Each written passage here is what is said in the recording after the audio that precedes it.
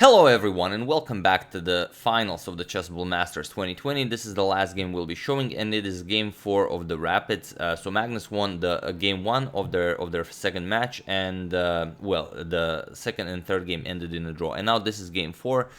Giri must win it to force the Blitz playoffs and hopefully to win the second match so he can force a third match. So it's quite a game and again a very long theoretical struggle, so let's just dive straight into it. Giri opens with d4 and we have knight to f6 by Magnus. We have c4, e6, knight f3 and d5. We go into the queen's gambit declined. We have knight to c3 and now c6 going for the semi-Slav defense. We have bishop to g5 and knight b to d7. We have e3, now preparing to develop the light square bishop, and now going for the Cambridge Springs variation with queen to a5, preparing to capture on c4 while opening up a discovery here on the bishop here. So knight to d2, now this knight can move, so it's not a problem, and d captures on c4. This is all very standard. Now there's an attack on the bishop, so you have to wait before you recapture the pawn. So first bishop captures, we have knight captures, and only now knight captures on c4. Bishop captures on c4 is also played here, but not nearly as often as knight captures. Knight captures is the main line. We have queen back to c7, and now rook to c1. So nothing new. We have bishop to e7 preparing to castle, and the g3 now preparing to fianchetto the bishop and castle kingside. We have castles by black and now bishop to g2.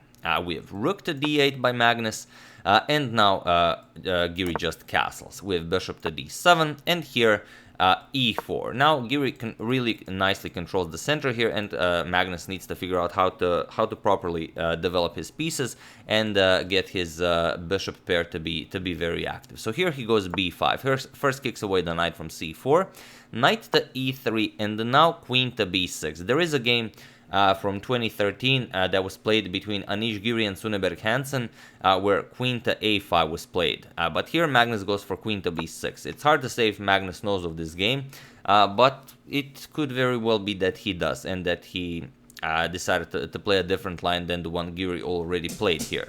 So here we have e5 challenging the knight, knight to d5, and now knight to e4.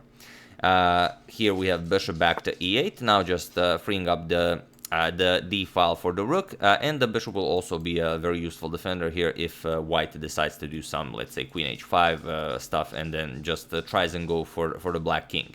And here there is a game where knight to c5 was played. However, here Giri goes for a3, which is in fact the strongest move recommended by the engine, and it is as of move 18 that we have a completely new game, and this is where the fun starts. So here we have a5. Magnus continues developing on the queen side, pushing pawns to be more precise, as there is no good way to start getting those bishops to some lovely diagonals, and you will have some issues getting rid of your backwards c6 pawn, since it's always going to be a problem to execute c5. White really has a nice grip on the c5 square. So here we have queen to d3, just improving the position of the queen, preparing to bring the other rook into the game, and rook a7. The rook can now be shifted over to the c file, to the d file, wherever it's better suited, and you also want to get it away from this diagonal. So knight to c5, blockade before you attack, and it is just a nice square for the knight. If you go for captures here, then you will just get your rook to c5, bring the other rook to c1, and then you will put a lot of pressure to this backwards pawn. So here we have a4 instead, just continuing to expand, and now bishop to e4. Here Giri puts pressure on the h7 pawn, so Magnus goes h6, and now rook f to d1. So again, just putting pieces on optimal squares, and here Magnus goes back with queen to b8. We have queen to e2. Now Giri wants to shift the queen over to the king side to start an attack against Carlsen's king, as Giri is in a must-win situation. If he doesn't win this game, it's game over for him. I mean, he wins second place, and Magnus is the winner of the 2020 Chessable Masters. So here Magnus goes b4. He wants to open up some lines for his pieces. We have knight to g4 by Giri, and b captures on a3. We have b captures on a3 by recapturing, and now bishop captures on c5. Magnus decides to get rid of the excellently placed knight, Rook captures on c5, and now rook to b7, grabbing hold of the open b file, preparing some rook to b2 action, but Giri finds a beauty here, bishop back to c2. And now something like rook b2 will not be all that impressive because the queen easily unpins and now already threatens queen to h7, and you can't really play g6 because then the h6 pawn is hanging and so on.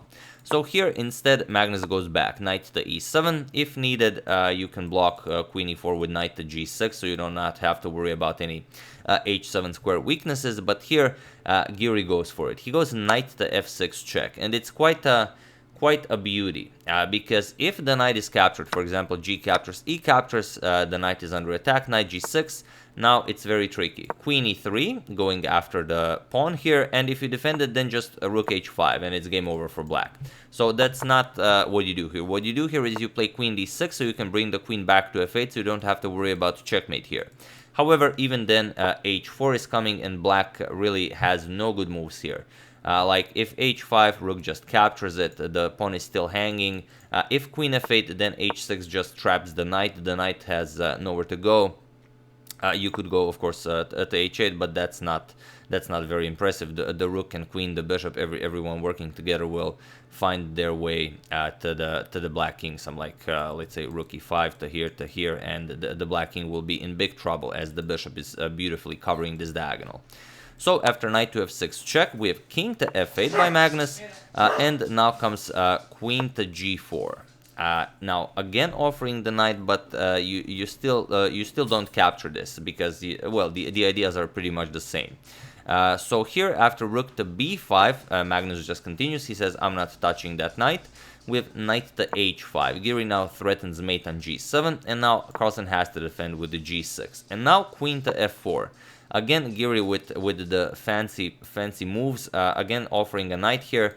However, if this knight is captured, then queen h6 check, king to g8, and now you just deliver a whole lot of checks. Queen h7 check, king f8.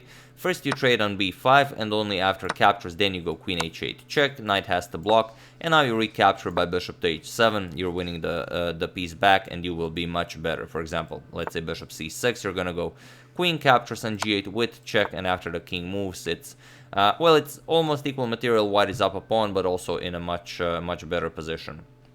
So white would be winning here. So instead, after queen to f4, Magnus went knight to f5. He defends the h6 pawn, and he's basically offering this trade, captures, and then captures. So Giri first goes for rook captures on b5. You want to get rid of any threats Magnus has along the b file. We have queen captures on b5, and now bishop captures here. And now, of course, you don't recapture and allow queen captures on h6. So first you kick away the queen.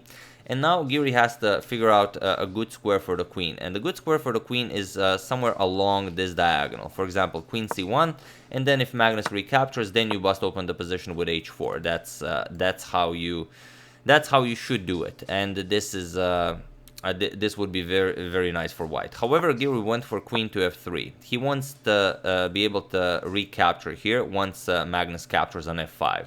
So Magnus recaptures his piece, and now Giri played queen captures on f5, but that is not the precise way to do it. You have to go knight f6 first, and only then will you capture here. For example, if queen b3 with a double attack, you will first block, let's say rook d3, and after queen to b1 check, you're going to move the king, and next you can infiltrate the position any way you want and keep your advantage. However, after this, e captures on f5, Giri captured on f5 immediately, and this allows Magnus a way out of the game, which he wouldn't have. So feel free to pause the video here and try to save this game for black while I give you a couple of seconds. So for those of you who were able to do it, congratulations on spotting the double attack and also the move that stops the e6 move. And for those of you who just want to enjoy the show, it's queen to e2. This is what Giri missed. And now the rook is under attack, the knight is under attack, and also you don't have e6 because the queen just covers that square, so it's not a problem. So here something has to go. Magnus decided to give up the knight. Of course, you're not going to give up the rook. He played rook to c1. Giri, and now Magnus captured on h5. And now it's Magnus who's up a piece. He's up a full bishop.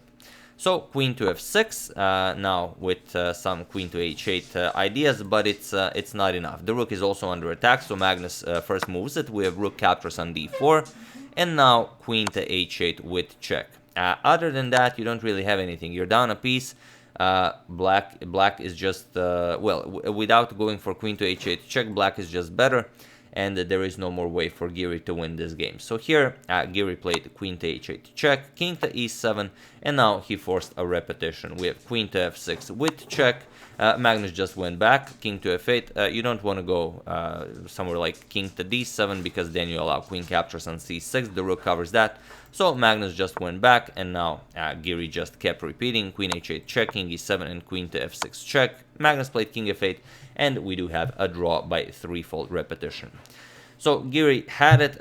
He also, I think he also had a winning position in game 2 of their second match, and also here in game 4, but it's rapid, anything can happen, and in this game it did not happen. So yeah, very close for Giri, but in the end Magnus pulled through, and he wins the 2020 Chessable Masters with the first prize of, I think, $45,000. So yeah, next up in the Magnus Chess Tour, I believe, is the Chess Legends tournament. We still don't know who all the legends are that will be playing, but as soon as I know, I will inform everyone, of course. So yeah, that's the game. I do hope you enjoyed it, and this very short coverage of the 2020 Chessable Masters. I would like to thank Startup and Go, Francesca Woodcock, Randolfo Gumabong, Yurit Gupta, and Marin Cilic for your contribution to my channel. Thank you a lot, I really appreciate it. As usual, you can check 2 of my previous videos here. Thank you for watching, and I will see you soon, continuing the coverage of the not 2020 Chessable Masters, but the Morphy Saga, checking up on your wonderful suggestions and whatever else happens in the chess world. And I also have some new fun videos lined up for maybe next week. So yeah, thank you all. I will see you soon, and have an excellent rest of your day.